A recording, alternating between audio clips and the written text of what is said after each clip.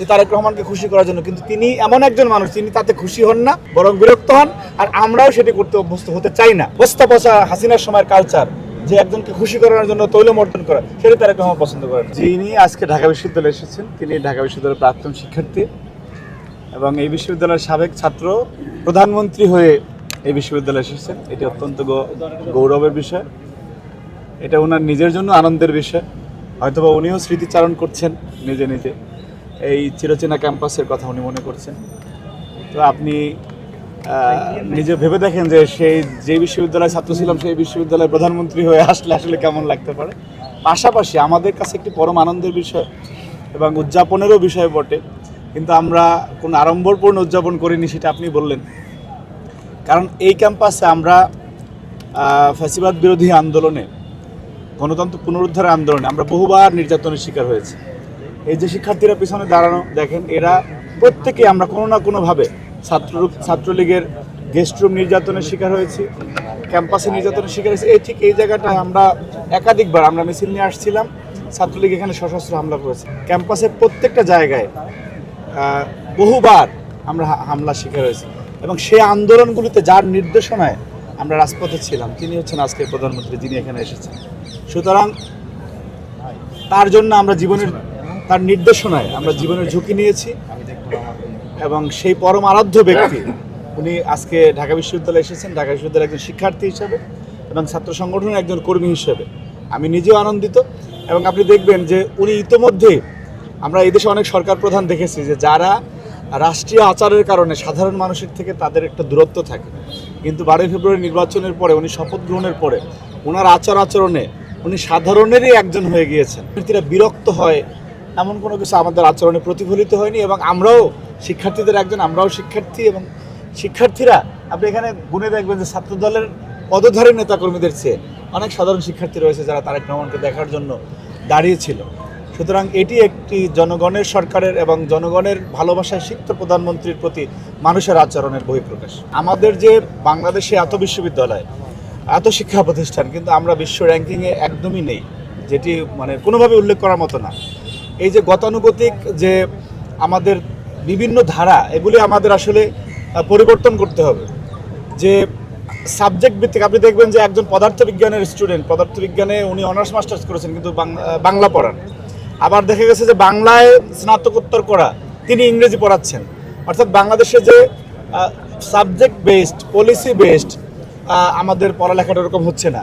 এবং বিশ্ববিদ্যালয়গুলিতে দেখবেন যে শুধুমাত্র ডিগ্রি নেয়ার যে আমাদের একটি মানসিকতা, সেই জায়গায় একটি গবেষণালব্ধ চিন্তাভাবনা করা যে এবং কারিগরি চিন্তাভাবনা করা, যে পৃথিবীর উন্নত দেশগুলিতে, যে আমি সাম্প্রতিক সময় চীন থেকে আসলাম, আপনি উন্নত দেশগুলিতে যে কারিগরি শিক্ষার বিষয়টা থাকে সেইটি আমাদের দেশে প্রচণ্ড রকম অনুপস্থিত।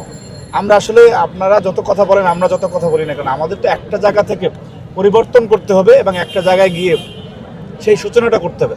আমার মনে হয় তারেক রহমান তার আচরণের মাধ্যমে সেই সূচনাটা করেছেন এবং আমাদের যে নাগরিক হিসাবে নৈতিক দায়িত্ব এবং প্রত্যেকটা প্রফেশনালিজমের জায়গা থেকে যে আমাদের যে দায়িত্ব, সেই জায়গাটা আমরাও যদি থাকি, আমরা যদি যার জায়গা থেকে প্রত্যেকের জবাব দিতে স্পষ্ট করি যে আমি ছাত্রনেতা হিসেবে আমার কোনটা করা উচিত, কোনটা বর্জন করা উচিত, সেটি কেন করলাম না, আপনারা যদি প্রশ্ন করেন, আপনার নিজের জায়গায় যে একটি দায়িত্বের বিষয় রয়েছে, বস্তুনিষ্ঠতা রয়েছে, সেটি যদি আপনি সাংবাদিক হিসেবে মেনটেন করেন, প্রত্যেকটা জায়গায় বিশ্ববিদ্যালয়ের শিক্ষকরা যে অসুস্থ রাজনৈতিক প্রতিযোগিতায় অংশগ্রহণ করবে না, তাহলে শিক্ষা কার্যক্রমটা বায়াস্ট হয়ে যাচ্ছে।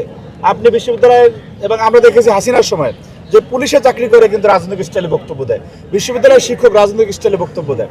অর্থাৎ প্রফেশনালিজম এখানে প্রচণ্ড রকম অনুপস্থিত ছিল। সেই জায়গাটা আমাদের নিশ্চিত করতে হবে যে বিশ্ববিদ্যালয়ের শিক্ষকরা অসুস্থ রাজনৈতিক প্রতিযোগিতা অংশগ্রহণ করবে না এবং আগে যে অসুস্থ রাজনৈতিক কালচার ছিল সেটি থেকে আমাদের বের হয়ে আসতে হবে, এবং যেটি কিন্তু আমরা উদাহরণ দিচ্ছি পদে পদে। আজকে আমরা ইচ্ছা করলে অনেক বেশি শোডাউন দিতে পারতাম, স্লোগান দিতে পারতাম যে তারেক রহমানকে খুশি করার জন্য, কিন্তু তিনি এমন একজন মানুষ তিনি তাতে খুশি হন না, বরং বিরক্ত হন। আর আমরাও সেটি করতে অভ্যস্ত হতে চাই না। সুতরাং এই যে পরিবর্তনের ধারা, এটি প্রত্যেকটা জায়গায়, আপনার যদি আমরা এখান থেকে কিছু দূরে যাই, বাংলাদেশের একজন কৃষকের মাধ্যমে কলমের খোঁচায় কিন্তু বাংলাদেশের ক্ষতি হচ্ছে না, ক্ষতি হচ্ছে একজন উচ্চশিক্ষিত সচিবের খোঁচায়, কলমের খোঁচা বা অন্য কারো কলমের খোঁচা ক্ষতি হচ্ছে।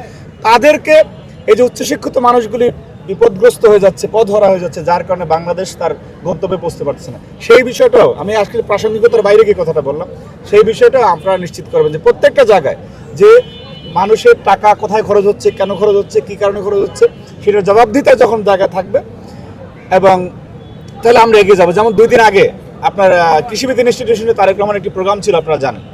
সেইখানে যারা ইনডোর প্রোগ্রামে তারেক রহমানকে খুশি করার জন্য বিভিন্ন প্রশ্ন করেছে এবং অনেক সময় অনেকে শব্দ চয়ন করেছে মানবিক প্রধানমন্ত্রী, তিনি সেটিতে প্রচণ্ড রকম বিরক্ত হয়েছেন। তিনি বলেছেন যে এই যে বস্তা পচা হাসিনার সময়ের কালচার, যে একজনকে খুশি করার জন্য তৈলমর্দন করা, সেটা তারেক রহমান পছন্দ করেন না। সুতরাং এই ধরনের একজন প্রধানমন্ত্রী যখন দেশে এসেছে, আমি এই কথাটি অতিকথন বলতে চাই না, তাহলে মনে হবে যে আমি এক প্রকার তৈলমর্দন করতেছি। আমরা বিশ্বাস করি যে তারেক রহমানের হাত ধরে বাংলাদেশে একটি স্বচ্ছতা, জবাবদিহিতার সরকার থাকবে, যেই সরকার জনগণের কাছে জবাবদিহিত করতে দায়বদ্ধ। উনি একটি কথা বলেছেন, আমি শেষ করি আপনাকে। উনি বলেছেন যে বাংলাদেশের 2টি জানাজা উনি প্রত্যক্ষ করেছেন, শহীদ রাষ্ট্রপতি জিয়াউর রহমান বীরুত্তমের জানাজা এবং ওনার মায়ের জানাজা। যেই দেশের সাধারণ মানুষ ওনার পরিবারকে নিজেদের করে নিচ্ছে, সেই দেশের প্রধানমন্ত্রী হয়ে উনি পক্ষপাতদুষ্ট কোনো আচরণ দলের সাথে করবেন, এটি স্পষ্ট নেতাকর্মীদেরকে বলে দিয়েছে। সুতরাং আমরা বিশ্বাস করি যে তারেক রহমানের মাধ্যমে আমরা যে বাংলাদেশ প্রত্যাশা করেছিলাম, সে বাংলাদেশ প্রতিষ্ঠিত হবে ইনশাআল্লাহ।